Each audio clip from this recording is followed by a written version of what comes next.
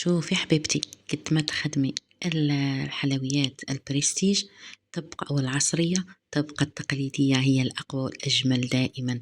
شوفي حبيبتي، هذاك الجمال اللي جبته لك اليوم بعجينة واحدة أكثر من رائعة. درت لك بها العرايش كيكات مسكرين والتشارك كيكات وتشارك المسكر، وش نقولك ولا أروع بعجينة جدا رائعة، طبعا تقليدية. وما نحكي لكمش على الحشو اللي راكم تشوفوا فيه معسل. يلا معايا بسم الله وعلى بركة الله نبداو الوصفة الأكثر من رائعة. حبيبتي هنا وش عندنا؟ أكيد راح يجيك شوية الفيديو طويل لأنه العجينة مع الحشو راح يعطينا شوية وقت. المهم حبيبتي، هنا عندنا 3 كيلات نتاع فرينة. طبعا نديروا لهم قرص الملح اللي لازمة، لافاني، وطبعا 3 ملاعق ولا 2 ملاعق نتاع سكر رطب، فقط باش نعدلو الذوق نتاع العجينة ما يجيناش صامت. نروح مباشرة للسمن اللي هو كيلة 4 نتاع سمن، نكملوه زيت تقريبا تفيض. أكيد هذاك السمن ما لازمش يكون سخون، دائما نقولوا في المقروط في التشارك ما لازمش يكون السمن، ولا في البقلاوة ما لازمش يكون السمن يكون سخون، يكون بارد يعني ذايب وبارد. نديروه على ذيك الفرينة حبيبتي، وتبداي هكا تمحي فيها ولا تحكي فيها بين يديك حتى تتحصلي على واحد القوام وكأنها عجينة متماسكة. لكن طبعا هي راهي مش عجينة، راها غير السمن والفرينة، يعني مازال ما درناش السوائل نتاعنا. هنا بعد اللي تشوفي باللي السمن نتاعك كامل دخل في الفرينة، نبداو نضيفو في المزهر. شوفي حبيبتي، انا تقريبا دات لي واحد الكيلة غربة، يعني هنا ما كيلتش، انا دائما نقول لكم عيني ميزاني. حبيبتي اذا كان المزهر نتاعك قاصح حبيبتي ديري قليل من الماء والمزهر.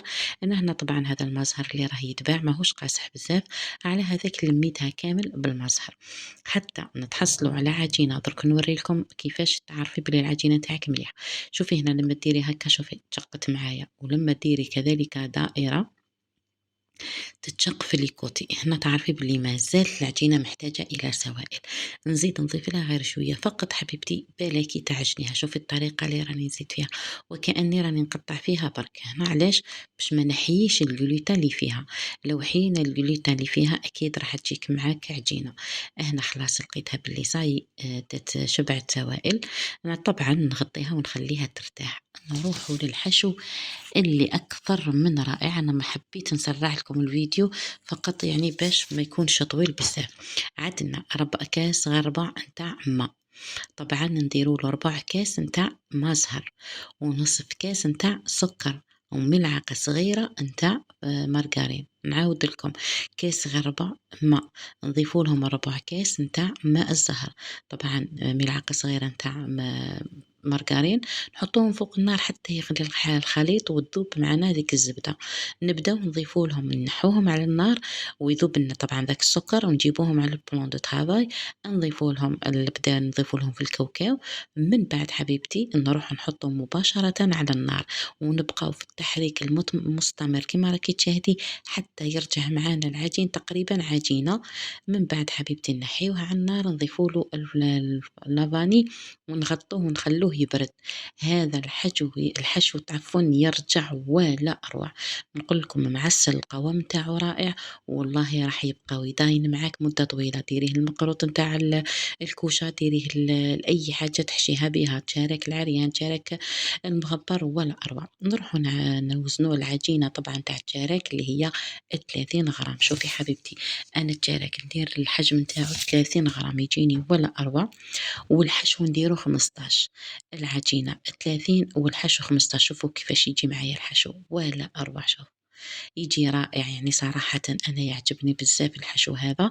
أكيد راح نزيد نحطه على يعني في فيديو وحده هكا باش أي واحد يحب الحشو معسل يديرو. شوفي هنا حبيبتي نوزن 15 غرام، يبقى هكا التعسال نتاعو ما يتغير ما يتبدل ما والو، العكس يبقى كيما راكي تشوفي فيه معايا.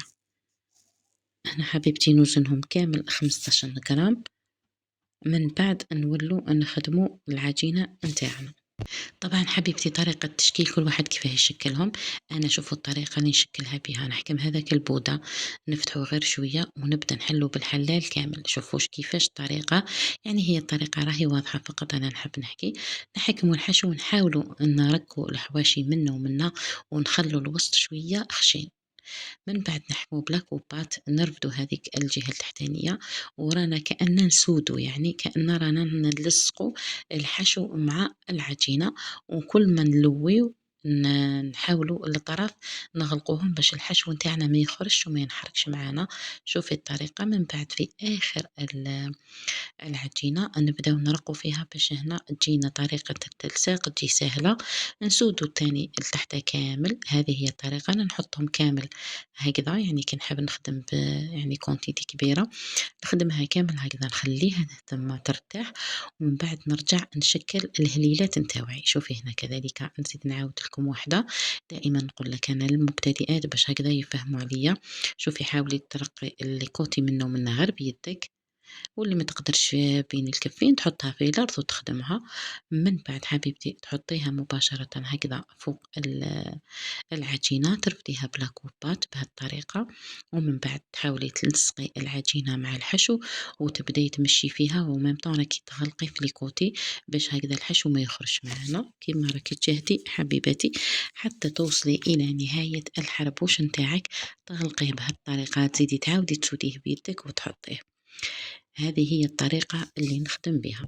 حبيبتي بعد اللي خدمتهم كامل كيما راكي تشاهدي وغطيتهم، نروحوا مباشرة عفوا نبداو نشكلوا الهليلات تاعنا. شوف نعاودوا نحاولوا نرقوا لي كوتي ونجبدوهم للوسط. شوفي حبيبتي انا ما ندير لا بوشون ولا ما نديروش البوشون وما نديروش كذلك حتى يعني طابع. شوفي هنا حبيبتي نزيد نعاود معاكم واحدة. شوفي هنا تحاولي ترقي لي كوتي وتجبدي الوسط.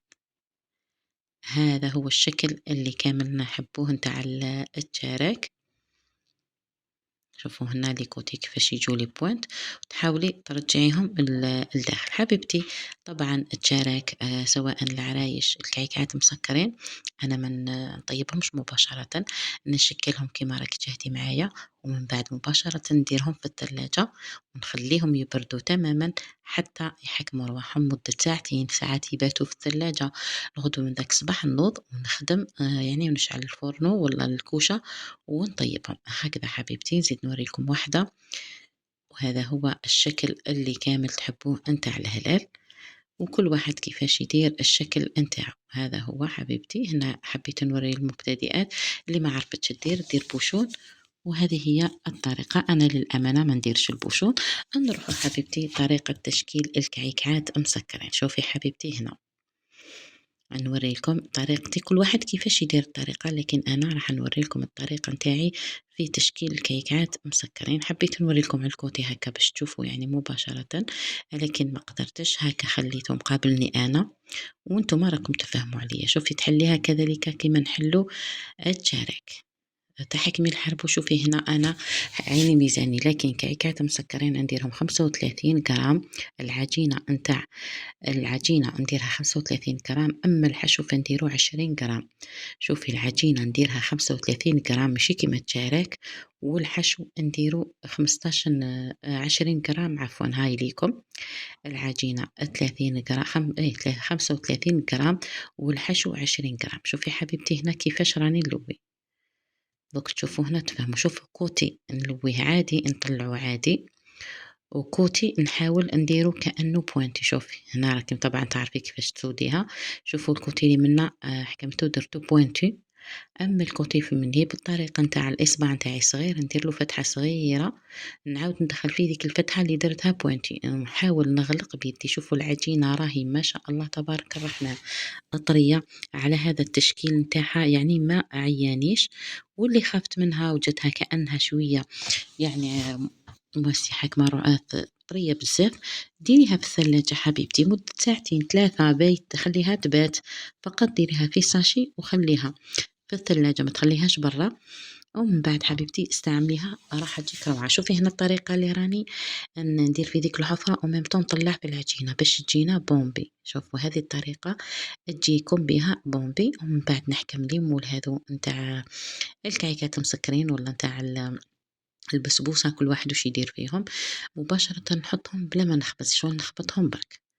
زيد نعاود معاكم واحدة، ودائما نقول لك للمبتدئات باش هكذا تفهم عليا. شوفي حبيبتي تحليه هذاك الحربوش، من بعد تحليه بالحلال كامل بهالطريقة. ومن بعد تحكمي حبيبتي حربوش تاعك اللي هو 15 جرام 20 جرام عفوا قلنا، والعجينة 35 جرام والحشو 20 جرام. يعني بارابور الحشو نتاع التشارك نديرو 15 والعجينة 13. دائما العجينة في التشارك الضعف نتاعها النصف نتاعها الحشو. شوفي هنا راني نبوينتي منا وراني نجبد وراني نبوينتي باش تجيني هذاك بوينتي، من بعد نغلق نسودي. شوفي الطريقة اللي نسودي بها العجينة ما تنفتحش معنا، رغم راح نديرها في المول، لكن والله غير كان حبة طيبتهم بلا مول وخرجولي ونجحوا معايا روعة. شوفي هنا كيفاش نبوينتيها، ندير هذاك ترو، يعني هذه طريقة معروفة، ونغلق هكذا. يعني هذا بكري كنا نديروها هكذا بلا مول ولا شي، وتشد معنا وتهين معنا. ما تنسوش حبيباتي الصلاة والسلام على رسول الله، دائما نذكركم ونذكر نفسي، وكذلك ما تنساونيش بالدعاء، ما تنساوش كذلك تواصلوا لي فيديو نتاوعي شوية، تشجعوني كذلك تخلوهم يطلعوا. والله يعني ما نكذبش عليكم، المشاهدات راهي قليلة بزاف، رغم أني راني نتعب كذلك وراني نجبد لكم وراني نحط لكم غير جديد ونحط لكم غير الحاجة المليحة، وكذلك نعطي لكم لي زاستيس اللي باش تنجحوا في الكيفيات من أول مرة، ولا في العجينة من أول مرة. هنا حبيبتي زدت لقيت روحي نعاود في التشارك يلا معليش للمبتدئات ما فيها والو. نورمالمون هنايا كنت راح ندير كذلك العرايش، دوكا نوري لكم كذلك العرايش. هذه هي طريقة تشكيل التشارك. هنا راني نوريلكم بلي أنا عيني ميزاني صراحةً، نقدر ندير الحشو ويجيني سوا بلا ما يعني نعبّر. تالمو الإنسان الخبرة نتاعو تلعب دور. والله شوفوا هذا الحشو راح نزيد ندير لكم فيديو على حدة، والله يعني حشو ولا أروع. شوفي هنا تقدري تقيسي الحشو على العرض نتاع العجينة نتاعك بلا كوبات طبعًا، لأني هنا أنا درت قلت لكم كمية كبيرة. هذيك الكمية الأولى درتها لكم، وهذه الكمية زدت درتها يعني باش نزيد نكمل الحبات. لقيت روحي بلي تشارك درت غير شوية زدت، يعني أنا ياكلو تشارك المعبر أكثر من اللي ياكلو الكيكات مسكرين وأكثر من اللي ياكلو العرايش. شوفي هنا راني نبوينتي فيهم غير بالعقل، راني نبوينتي فيهم. شوفوا كيفاش راني ندير وراني نسودي فيهم. ودوك نوريلكم هنايا لقيت بلي لي كوتي شوية كانوا فارغين من العجينة هكذا، ومن بعد حبيبتي نلويه على شكل هلال. شوفي هنا معايا، يعني هنا فوق هذا ما عندك واش نزيد نعلمك. شوفي هنا حبيبتي، هذه هي النتيجة الأكثر من رائعة، وإن شاء الله تعجبكم وتنال رضاكم يا حبيباتي ورفقات دربي. هنا نروحوا للعرايش وطريقة تشكيل العرايش. شوفي حبيبتي أنا بلا طابع بلا حتى حاجة ندير لكم العرايش ويجوا من أروع ما يكون. دوك نوري لكم معكم وحدة، هنا كنت درت وحدة، درك ندير معاكم وحدة وأكيد راح تعجبكم وتنال رضاكم. نحكم العجينة اللي هي 40 غرام، العجينة درت 40 غرام. شوفي كيفاش دورتها، وهنا راني نحل فيها على شكل دائري. نحكم شوية نتاع الحشو اللي هو الأولى هذه نديرها تقريبا واحد 15 جرام، هذه اللي راني حطيتها، واللي يجي من تحت واحد 10 غرام، يعني كل شي راح يجينا 25 جرام تقريبا نتاع الحشو نتاع الكعكات العرايش عفوا. شوفوا كيفاش نديروها على شكل تي. نجيب العجينة نغلق بها من الفوق، نزيد نجيب عجينة واحدة أخرى نغلق كوتي اللي منا، ونزيد نغلق الكوتي اللي من هي، كأني نغطي في كوتي بكوتي، ومن بعد نبدأ نسودي بهالطريقة. شوفوا تشكيلهم رائع. هو نورمالمون الصورة تعبر عن نفسها بلا ما نهدر، لكن حبيباتي معليش نفهمكم. هنا شوفي واش تحكمي، نبداو نحكمو نمشيو بالحشو حتى اللي كوتي باش ما يجوناش الحواف نتاع العرايش يجوا فارغين. شوفي كيفاش راني نوزع في الحشو في لي كوتي. شوف هنا اللي عندها، شوفي هنا نضغط في الوسط، بعد نبدا نمشي. شوفوا الهواء كيفاش راه مازال فيها الهواء، دركا نوريلكم كيفاش يخرج الهواء. شوفي حبيبتي اللي عندها هنا الطابع نتاع العرايش تروح مباشرة نديرها في الطابع راح تخرج لك ولا أروع، يعني المبتدئات يقدروا يخدموا. اللي ما عندهاش دير أنا طريقتي هذه هي. شوفوا كيفاش راني ندور فيها مع العجينة، هنا خليتها بايتة يعني صراحةً لمّا درت معاكم live بقات العجينة خلّيتها لأنه كان خلاص معايا الحشو، خلّيتها بايتة باش غدوة من داك زدت كمّلت الكعكات وكمّلت ال العرايش. هذه هي طريقتي. شوفوا يعني أسهل منها ما كاش، إلا عندكم أسهل من هذه يالّا قولوا لي. روعة. هذه هي العرايش. من بعد حبيبتي نثقبها في الوسط بالكيردون هكا يخرج الهوا، نحطهم في الثلاجة قلت لكم يباتوا هي والتشارك والكعكات، غدوة من داك والله العشية كامل نطيبهم. رحت مباشرة للتشارك باش نغبروه. طبعا أنايا نحط في كاس تاع ما زهر، ندير فيه مغرف تاع فارينة وملعقتين نتاع سكر رطب. شوفوا ملعقة نتاع فارينة وملعقتين سكر رطب. علاش أنا ندير ملعقة الفارينة؟ هي اللي تدير كأنه كول يعني للسكر في التشارك. أنا حبيبتي نكون في جفنة نحط شوية تاع سكر جلاسي، من بعد مباشرة نحط عليها الحبيبات بعد اللي نشفهم بالبابي كويسون بالبابي تورشون راكم شفتوا معايا كيفاه، يعني الصورة راهي تعبر عن نفسها. نخليه مدة 10 دقائق، نزيد نروح نقلبه ونزيد نعاود نزيد ندير عليه السكر ونزيد نخليه مدة 5 دقائق أخرى. ومن بعد كما راكي تشوفي بواسطة الكف نحي الزوائد كامل، ومن بعد نغربل عليه من الفوق شوية نتاع سكر رطب. هذه هي طريقتي في التسكار نتاع التشارك المسكر. شوفوا هنا حبيبتي تحكمي الحبة بواسطة الكف نحي كامل الزوائد، وكذلك راني نخدم فيها وراني نرطب فيها باش هكذا يجي السطح نتاعها أملس ويجي التشارك نتاعها تاعنا متحوف حبيباتي. فقط نبازي لك على السكر يعني الشربات اللي ديري بها التشارك اللي هي قلنا مكاس نتاع ما، ديري له ملعقة نتاع ما زهر طبعا، ديري له ملعقة نتاع فارينة ملعقتين تاع سكر. هنا نروحوا للطلية اللي كنتوا تشوفوها معايا، جات من أروع ما يكون. نعطي لكم السر نتاع الطراوة نتاعها اللي تبقى داين معانا طرية. طبعا نديروا فنجان نتاع ما زهر، فنجان نتاع حليب، وفنجان نتاع زيت. هذا فنجان صغير تاع لاتاي يشوف يسكر لنا تقريبا 20 حبة. أنا دوبليت درت كاس وزدت عاود، فهمتوني. هنا مباشرة في غسيبيون فرغت شكارة نتاع سكر رطب، يعني شكارة اللي هي 700 غرام. هذيك 700 غرام نبدأ نضيف عليها، هنا طبعا نديروا عليها ال هذا الملون الأبيض. علاش نديروا الملون الأبيض؟ باش أي ملون تبغي ديريه من بعد راح يجيك روعة. أنا حنسيت ندير ملون أبيض، ما تكثريش الملون الأبيض لأنه هو اللي راح يزيد يبس معاك العجينة.